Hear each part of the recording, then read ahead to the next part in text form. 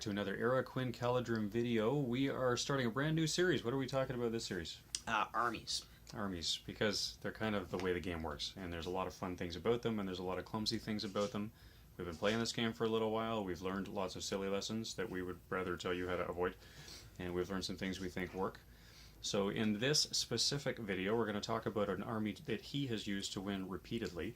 It's worked very, very well for him. He's won 3 tournaments in Ontario, including bigger tournaments, including our grand tournament, and he's placed in a lesser tournament. He's placed a lot, actually, with this army. It's been kind of annoying. Some of us hate him for it. Goblintown. Goblintown. I love this army to pieces. It has strengths, like all armies. It has weaknesses, like all armies. So, what do you like the best about Goblintown? The sheer number of models. This is definitely a horde army. It is the best horde in the game, easily, simply because of its faction bonus, being that the warband sizes of every single model in the army is increased by 6. So it's quite an appropriate faction bonus. So the Goblin King could lead 24 guys, being a hero of legend. The standard captains can lead 18, meaning a standard captain can carry as many models as a hero of legend from other factions. Yeah. And most other horde armies don't have that option. And with Goblintown in particular, their troops are slightly cheaper than any other horde, or at least matching. Hobbits have gone up in points, for example, so they're actually on par with goblins, and Moria goblins are slightly more expensive. Because they're armored, and there are some advantages, but based on their stat line, they are one of the cheapest models in the game. And against most armies, you should be outnumbering them 2.5 to 3 times as many models, sitting in like the 500 or 600 point range. And against other horde armies, you should have an advantage of slightly like 1.5 extra models or so. So you've got significant breathing room on the table. Your break point is going to be stupidly high, meaning that as we'll get into later, your weakness of having low courage like never comes into play. Let's explain that just briefly. Every army has strengths, every army has weaknesses. The big strength, arguably the only strength, but it's so big a strength and it's such an extreme strength that it covers a lot of their weaknesses. But the strength for Goblintown is numbers. Yep. And for the same point value as other armies, coming in at 2 to 3 times as many models means you have a much easier time seizing objectives. You can swarm and trap stuff, which gives you more dice, which means even if your stat lines are lower, you do have higher odds at beating them. And if you have higher odds at beating them, you have higher odds at killing them, even if they're low strength, because goblins kind of suck at everything. But having tons of them is what makes up for that, and that's how you play them, right? That's how you. What are some quick tactics that you've used to be successful? No, let's not do tactics yet, because you got to know their weaknesses, because the tactics are how you overcome the weaknesses. They and do leverage the have strengths. some other solid strengths that we should mention besides numbers. Okay. Numbers is the big one, but on top of that, most people don't associate these words with Goblintown, but maneuverability, when it's important, and We'll explain that, because that's important. Yep, and hero tying up and killing. Tying up heroes, especially big So, heroes. Most heroes, most characters, most armies will have a single or maybe 2 solid combat heroes that can just rip through your goblins. Now you have 2 options. You can either let them rip through your goblins and just take the punishment as it comes, which with your model If you have enough numbers, that may not matter. Or you can leverage one of Goblintown's greatest assets, which is their Goblin King, which he has been nerfed, so he's not as good against elves, but against everything else, he's still just as good, where you can just throw him against any single hero and he will never die. The Goblin King, except in one of our monster matches where he fluffed so badly. But most of the time, the Goblin King is annoyingly invincible, and his blubber special rule means that basically he has free fate. On a 3-up, on a d6 roll of 3-up, he ignores wounds. If he gets wounded after ignoring wounds, then he can use his fate. And he can light his fate like normal. On top of that, he is a tier 1 combat character. So first you have to beat him in the fight, and then you have to wound him, and then he just ignores it. So he usually outlasts whatever he's up against. And this bonehead has used him repeatedly to go up against models that cost twice as many points as the Goblin King. He's tied up Treebeard on me, he's tied up the Watcher in the Water on me, he's tied up all kinds of expensive stuff just by putting blubber in the way. Now, that doesn't work on elven heroes anymore. No. But that's okay. If you've got a big elven combat hero, you feed him a 5-point goblin and just put it in the way. And if he's a combat hero that has lots of might to heroic combat with, you just keep other 5-point goblins around, and you can tie up a significantly expensive hero with really cheap, easy stuff that you don't mind losing to a big hero. And the other little annoying asset that combined with the Goblin King can kill like almost anything in the game is Golem. Golem is actually something that other armies simply don't have the option. And many underestimate the impact of Golem.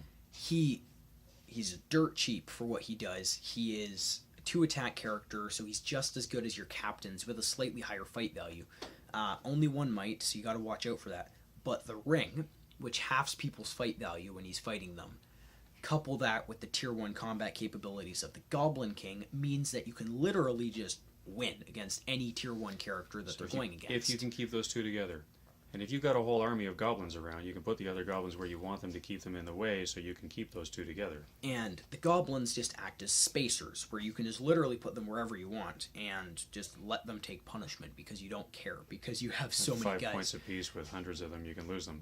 And you can afford to lose them. You just have so many models. In a bad turn, you can lose upwards of 14 to 20 models, and you can just shrug it off and keep going. The Goblin King also, on top of that, with the goblins acting as spacers, there's another strength combined with that, the Relentless Advance, which most people don't use. Guard. They don't expect it. What you do is you put the Goblin King in the back rank, and then he can just trample his way through the front and join Golem in a fight where previously he wasn't.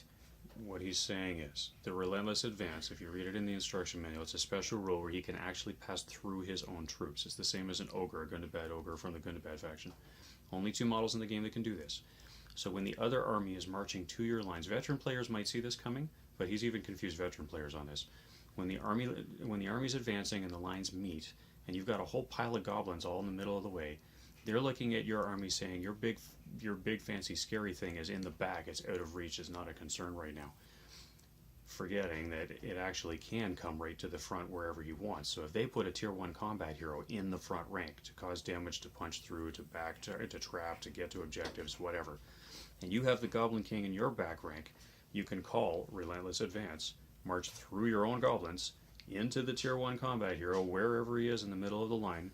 You might cause damage to your 5-point goblins. You have to roll strength 3 hits against them, and whoever you stop on dies. There it is. So he has more than once Relentless advanced into the line and stopped on and killed 4 of his own goblins, because the Goblin King is on a 40 mil base. So I've killed captains at a couple of times. Because they've spent their might. They're worthless. If a Goblin captain has spent its might calling heroic moves or doing whatever he's needed to do to take one for the army and position the rest of the army, so a combat hero from your opponent shows up where you don't want it, and the Goblin King just comes in and ties him up. And you might lose a couple of goblins to do that, but ties him up, maybe kills him. The Goblin King's a bugger that way, especially like you said, if Golem's right there, and if you can bring the King in beside Golem and the Goblin King cause a lot of trouble. I've lost Treebeard to Golem and the Goblin King before. And while we're on the note of heroes, Goblintown excels in outmighting other factions by the simple fact that you have insane amounts of might on the field. Cheap captains. At 500 points, you can get 9 points of might and up, which most other armies kind of might have 6, because they have like 2 warbands, possibly 3 might characters, because that's what most standard armies do at that point value. You're looking upwards 4, 5, 6, 7 heroes, each having like 2 might or about that. Yeah. And cheap captains are what? How many points are a captain again? Goblin captain? Can't say point values. But how are we going to say no, this we can. If it's 7 goblins. 7 goblins. Yeah. 7 Moria goblins with shields.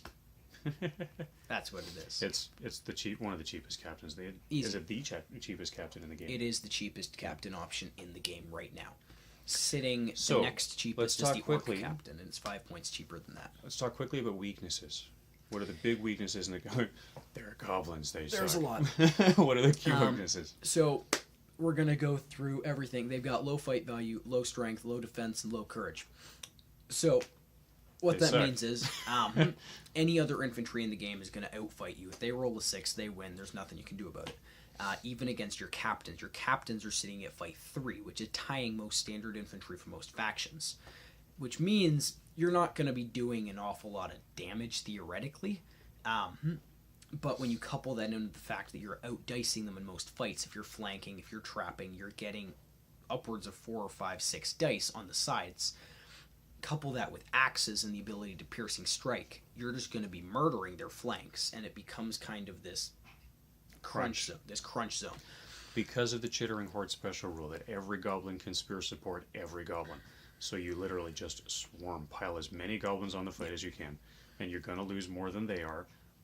But every loss of theirs, if you've got 2.5 to 3 times as many models, every loss of theirs hurts 2.5 to 3 And times we're going as to come much. back to this in the tactics, but Yeah. that is the way you But play big Goblintown. weakness, terrible stat line. Terrible stat line. Defense 3 means whenever you lose a fight, you're going to die. Yep. And if you're playing Goblintown, you're just going to eventually have to accept that. Now, you go ahead. You're just going to have to accept the fact that you're going to be losing models left, right, and center. If you goof a dice roll, you lose a fight, you'll lose a model. But with your big, massive Pile of stuff, yes, you have this margin where you literally don't care. I have gone... Of the games that you've played, he's played a lot of games with Goblintown. He's won several events. We mentioned that. How often do you break? Never. That surprises people. I have played him, Lords of Battle, when I've had big monstery armies, and I've wrecked him. He's the only army that has ever broken me. But that didn't happen every time. I mean, there were games he had a shade. The one game you're thinking of, yes. Both games. It varies game by game. There are some key armies that Goblintown will struggle with, but he wrecked me just as often as I wrecked him. And in those games, he didn't even break. When Goblintown breaks, it runs. Low courage, it's going to run. Half the army will be off of the table, nothing you can do about it. So he has had to be careful strategically to make sure he doesn't break. The Hero of Legend benefit off of the Goblin King matters. We're going to talk about different point values and when you play different models, we got to talk about that. Yep. But big weakness, the courage really matters if you break. If you can just play the game so you don't break, it doesn't matter. 1.5 to 2 hour games, if you're playing smart, you might have 7, 8, 9 turns max, which means even if they're slaughtering like 10, 12, 13 guys a turn, you're still not going to break. If you're sitting at a high point value, like maybe 500-ish is kind of middle of the range, that's not very high, I can cram 62 models in a 500-point army. Which outnumbers everything. Most other factions will have about 24, 26 models, like the 2 warbands like I'm talking about before. It used to be true that if you took the point value of the army and divided by 20, you get a good rule of thumb for how many. Thank you, Jeremy Hunter from Australia. Ran tons of stats, did a whole bunch of math. 20 seems to be the magic number. So a 500-point army divided by 20, a 600-point army divided by 20. 600 points divided by 20 is 30 models. So at a 600-point level, about 30 models is a sort of middle-of-the-road list. If you got more than 30 models, you're starting to get towards the cheaper models where you're going to be hoarding out more. Goblintown at 60, 70, whatever, it clearly is a horde army. Laketown, the Shire, there's several examples of horde armies, and you see that quickly. If you're getting lower than 30 models, you're getting into elites. You start talking about Iron Hills, you start talking about Fountain Court Guard. Elite Mordor. So divide by 20 points. More than that, you're talking about horde armies, or tending towards horde. Less than that, you're talking about more elites. You talk about a monster army, you're taking an Angmar army with a handful of trolls and a shade. It's going to be very few models, but that's the way you split it. Sort of divide by 20, and you're going to be thumb in the air in the right place, and you can get a bit of a feel for that. Goblintown is a horde it's a horde of hordes. It's the extreme of all those. One disadvantage: higher point count games. You get so many models on the table, you don't want to annoy your opponent. If you're going to play a big Goblintown horde, if you get into 80 plus models, you need movement trace. It is disrespectful to your opponent if you don't put out movement trace, and make sure you're not wasting their time. If you have a clock, a game clock, especially if you're new to Goblintown, it's a good idea to practice with a clock and make sure you get a good feeling for how long your turns take. Because you should only be taking half the time, and your opponent should get the other half the time, just to play it fair. So kind of heads up, there is a gentlemanly challenge to Goblintown. It's just so much stuff on the table. You do have to be mindful of your time, and you got to play it fair. Now the benefit is, they're just goblins. So you just kind of... He goes fast. You literally just push them up. And just because you're going to lose a bunch of them, and that's part of the strategy. You don't really care. As long as you're losing at the same pace as your opponent, you're winning. The only models you actually need to care about placement are your heroes, and the heroes do matter. Because the might really matters. The might matters, because they're just going to tear through your lines. Your heroes are going to be the ones that keep the win-loss ratio pretty even. So you want to put the heroes where you want to break the line. That's what the captains are for. The captains, you throw them up against 1 standard infantry at turn 2 if you're really lucky, and you just like to roll 6s all the time. You just throw them against or like if you one. trap and you get extra dice. You just throw them against one standard infantry a turn, and usually you'll have like 2-3 captains if you're counting Grinna as a captain. And you just throw them into the line, and if they're killing one infantry a turn, that's already positive +3 or whatever each turn. And if they're dishing out like 6, 7, 8 models to you in return, that's a good trade. If you can whittle them down, then you can start to trap, and as you trap, you can do more and more damage. Yep. This is harder when you're up against terror-causing armies. If you go up against the Army of the Dead, or if somebody's got Aura of Dismay. Angmar is like the bane of Goblintown, which we will. I think we can move into tactics. Let's talk about tactics. Did we miss any key weaknesses? I think we covered them. Well, archery, but archery. It's non-existent. Because it's a D3 It's non-existent.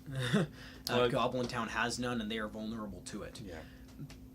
You're literally just going to be pushing your models across the table as your opponent says, okay, I'm going to have like 3-4 rounds of shooting. Pew, pew, pew, pew. Now, if you have a stack of cheap captains, you can burn their might heroic marching to minimize the damage. That's what you do. Yeah. Just make sure you don't get excessive and burn out all of your might heroic marching, because your might is what you need in the fight to keep the win-loss ratio even. So pay attention to how much might your opponent has, and if you can, would you say match and stay ahead of them for might?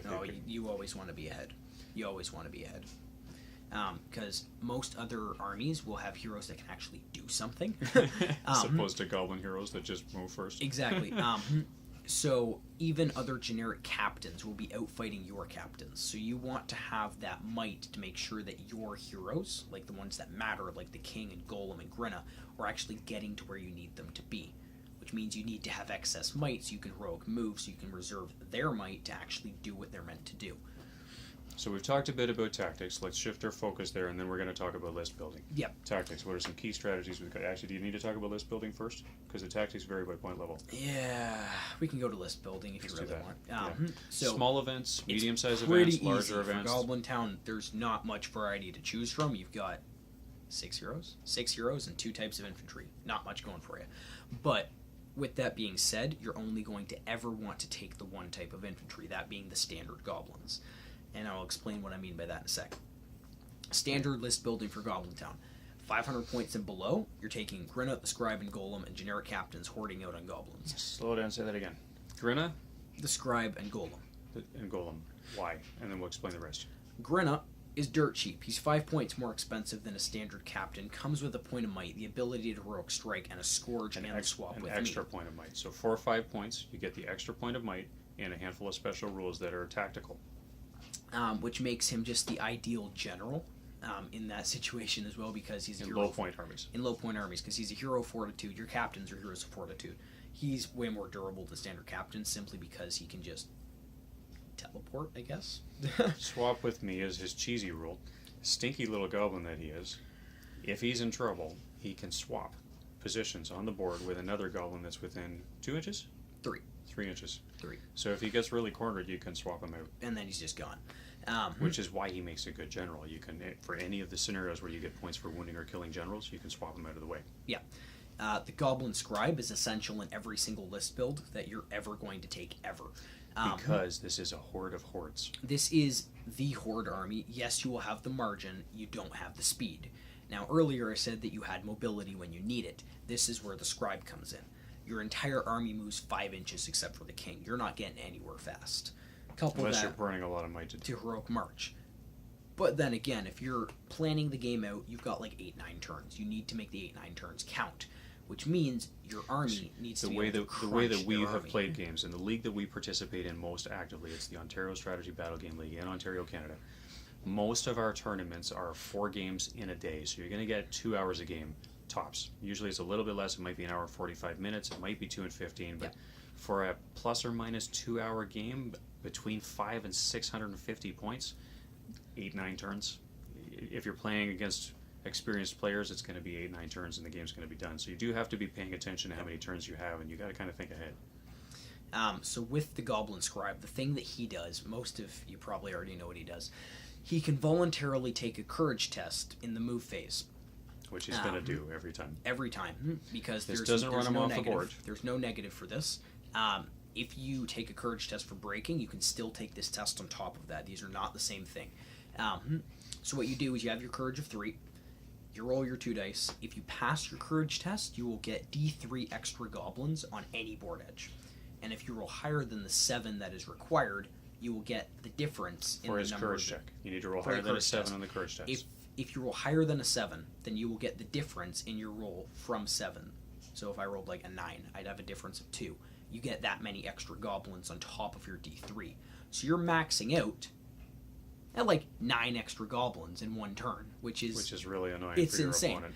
I've had a couple of people where I've rolled, there were a couple of matches where I rolled ridiculously well with the scribe, and they were just looking at me kind of like, you just got an extra 200 points on the table. That's disturbing. It is disturbing. Yeah, so he's exaggerating a bit there, but it is not uncommon for him to bring an extra 50 to 100 points onto the table in almost every game that he plays. And it's not so much the amount of guys you bring on, but where you bring them on. They can be brought on from any board edge, except for in Reconnoiter. Reconnoiter, they have to come on from your own board edge, which I'll talk about that in a sec. In any objective-based mission, capture and control, domination, seize the prize, anything like that, Heirlooms of Ages Past, you're gonna win if you're playing it smart, because the Goblin Scribe can single-handedly win you that mission by simply taking their back objectives. You take your own, you put your army on the center line, and you just go and attack their army.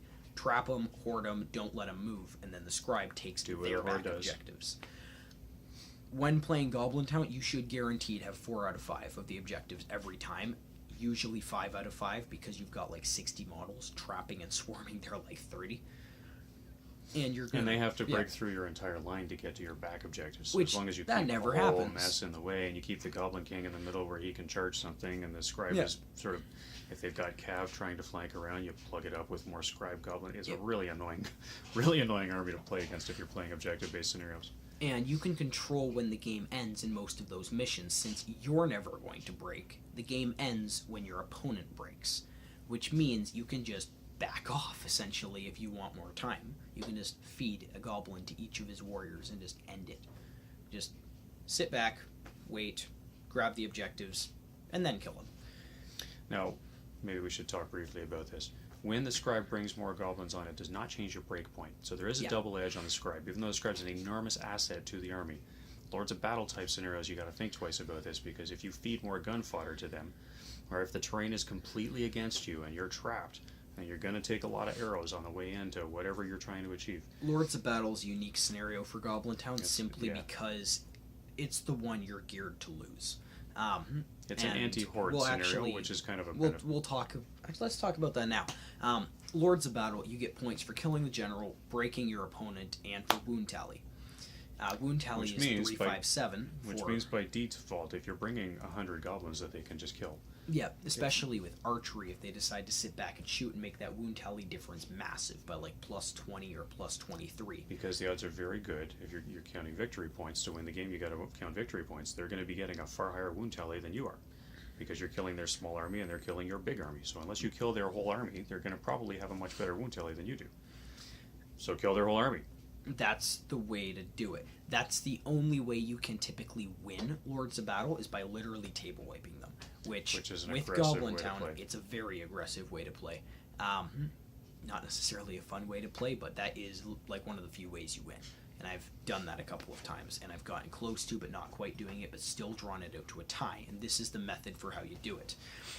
You go for the general. Goblin King and Golem, they're hunting it. They're chasing it down. They've got to kill it.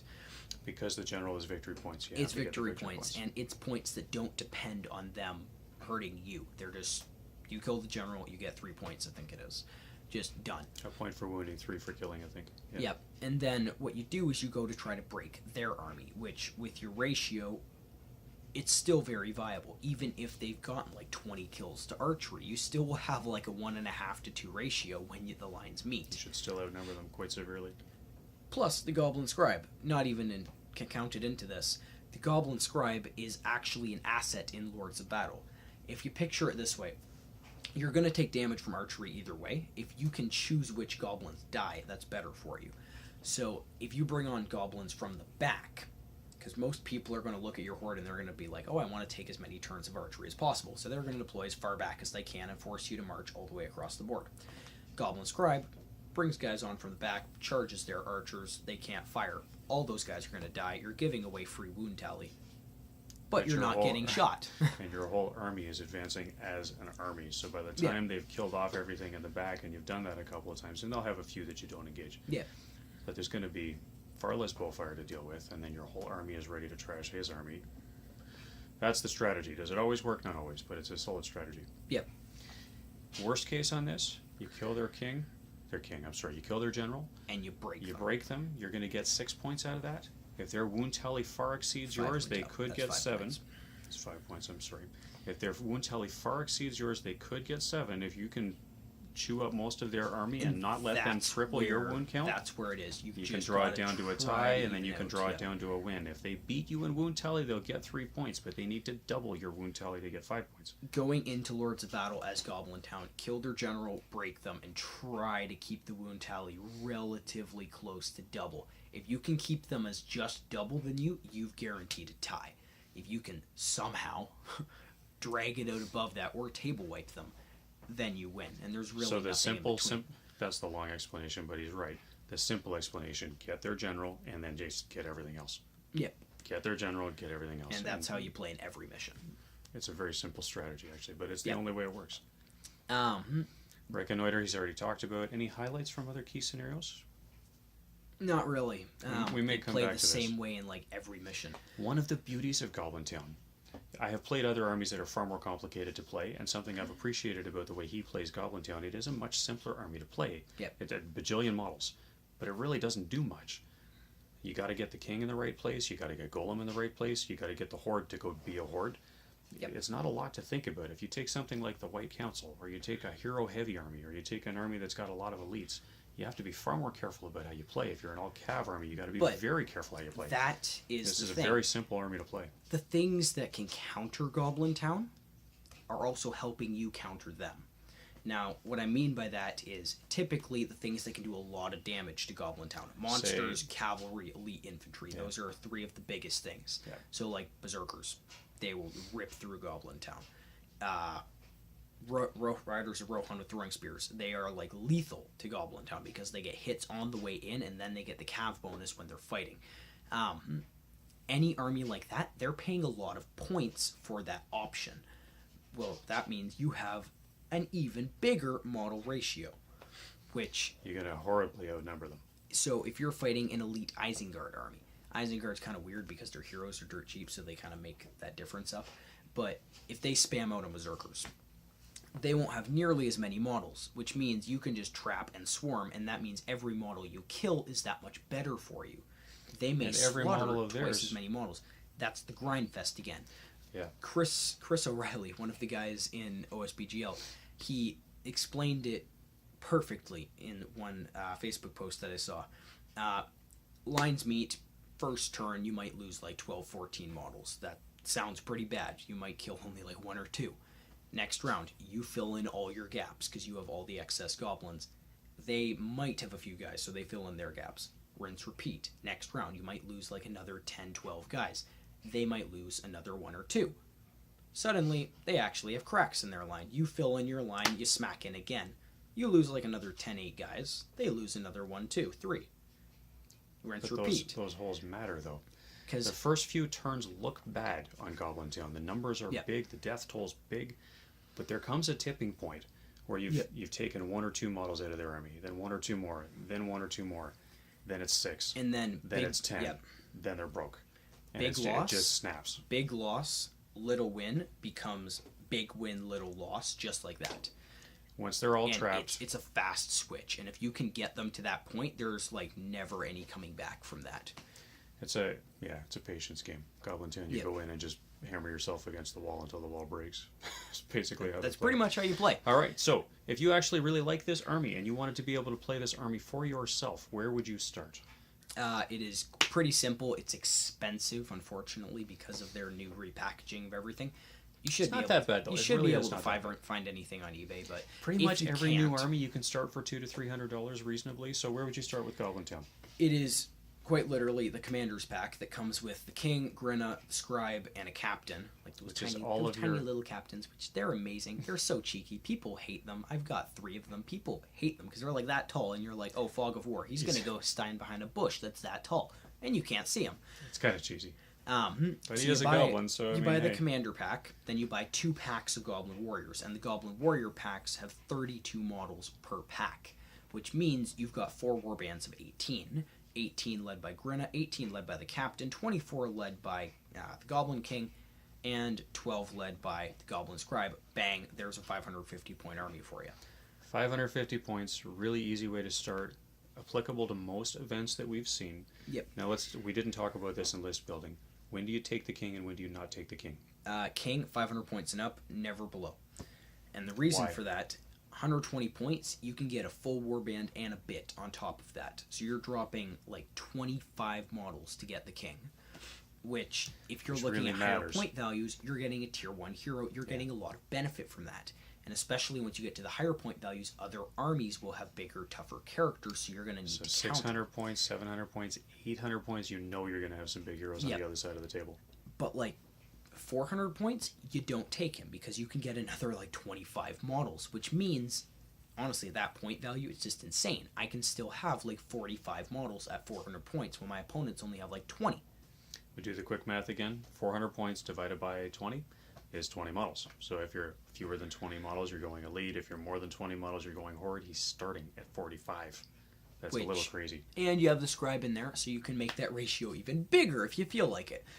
So low point armies, you're going to drop the king and take a whole pile of other stuff. 500 points and up, you said, is when you start thinking about the king. 600 points and up, definitely want the king. I take him at 500. Okay. 500 and above, you always have them. And 1,000 points, you don't do Goblintown at 1,000 points. No. Honestly, I think Goblintown only works 650 points and down. And the reason for that, at 650 points, you break 100 models. And at that point, it's just insane. You're going to chew the whole game up moving your stuff around, even if you're fast. It's not even that. It's the fact that you have so much crap that you've got to move, and so much little going on, and so much stuff to keep track of, and you honestly you will lose your heroes. I'm not kidding. Like, you will physically lose your heroes. You will forget where they are in your line. I have done it before. Paint them red or something. I've actually done it before. I've forgotten where my captains are, and it has completely screwed me over. Don't do that. So there's the quick strategies. If you were going to start this army, 2 boxes of warriors, 1 box with all the key heroes, the scribe, Grinna, and the Goblin King, and the generic captain. Don't buy the mercenaries. For 2 reasons. 1, they're stupid expensive. Beautiful models, but... In terms of how do you get started with this army, that is the most expensive part of the army. Yep. You can do fine to get started with this army with the cheap warriors instead. And it's the least effective. And when you play it, it matters. And the reason for that, when you think about what they're adding to your army, they're adding the ability to take a terrain piece on the table.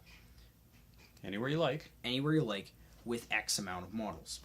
Now, the reason that this is good is because you can drop like 19 models in a corner because of your faction bonus. That's amazing. What's awful about that is 2 reasons. 1, you lose priority, they're getting swarmed, they're getting killed, nothing you can do about it. 2, they're expensive. Compared to the rest of the everything army. Else.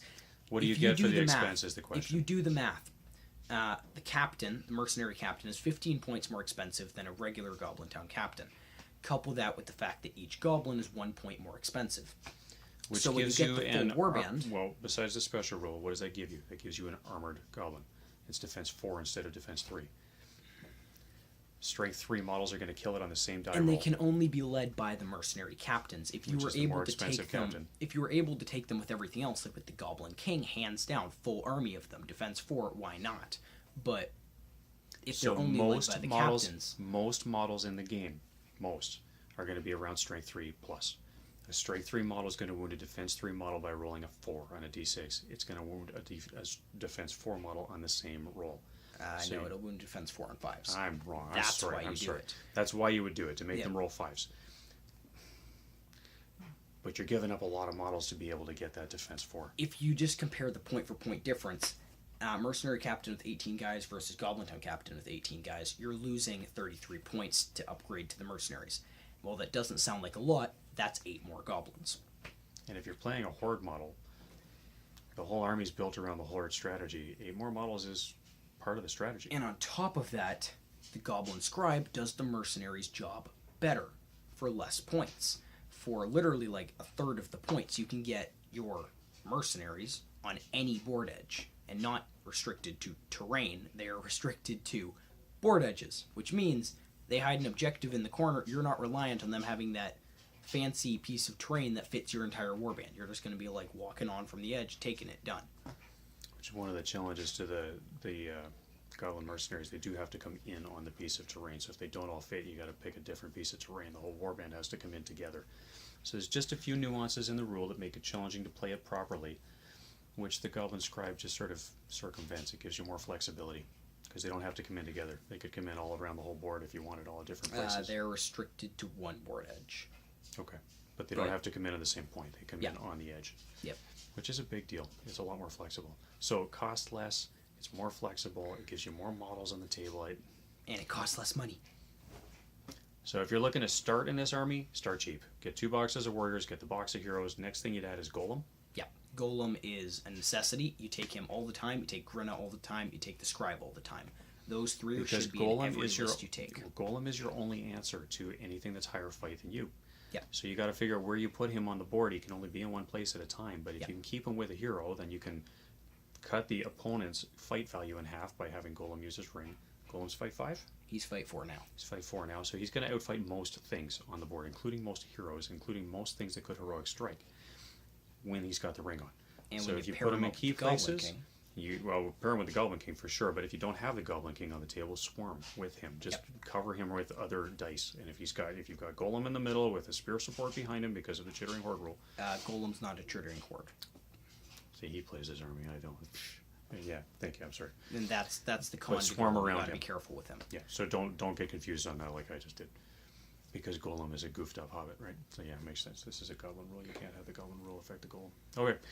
There's the strategy. Closing thoughts. Anything else about Goblintown? I think we pretty well covered everything. It is such a fun army to play. It is near and dear to my heart.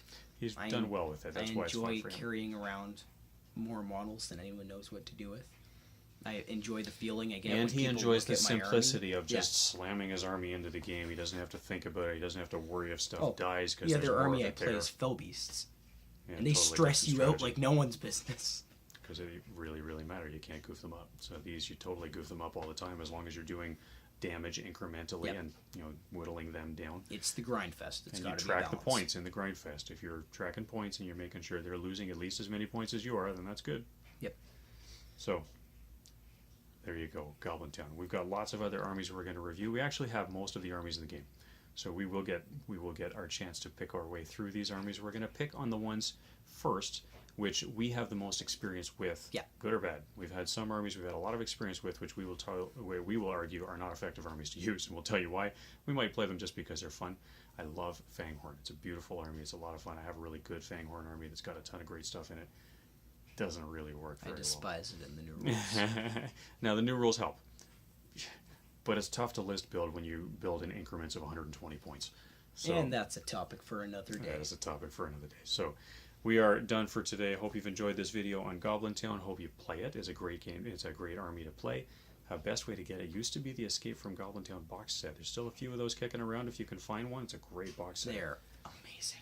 But they were limited edition. They're pretty much sold out now. So tune in next time. Please like, share, and subscribe, and we will give you another look at another army. This is a series we're going to mingle with our other series, so it might be a little while before you see another one of these episodes, but within the next month or two, we'll be back to take a look at another army of Middle-earth. Hope you've enjoyed this. My Govanen. Please like, share, and subscribe, and we will see you next time.